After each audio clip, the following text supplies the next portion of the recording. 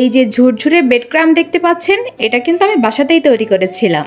এভাবে যদি আপনি এই ব্রেড ক্রাম্বগুলো বাসায় তৈরি করেন তাহলে কিন্তু এরকম মজাদার মজাদার নাস্তা আপনিও বাসায় তৈরি করে নিতে পারবেন খুব সহজেই।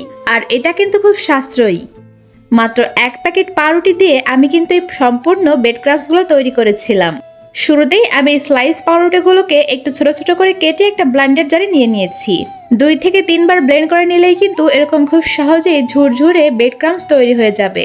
আপনারা চাইলে এরকম সাদাও রাখতে পারেন, তবে আমি এখানে সামান্য ফুড কালার ব্যবহার করেছি যাতে একদম দোকানের মতো পারফেক্ট লাগে।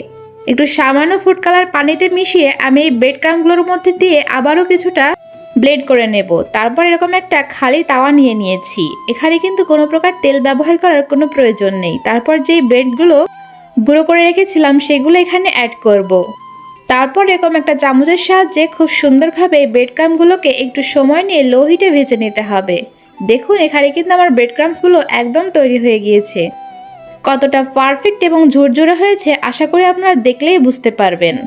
আপনারা চাইলে এই ব্রেড ক্রাম্বসগুলো এরকম খুব সুন্দরভাবে একটা এয়ার ড্রায়ার বক্সে রেখে অনেকদিন সংরক্ষণ করতে পারবেন।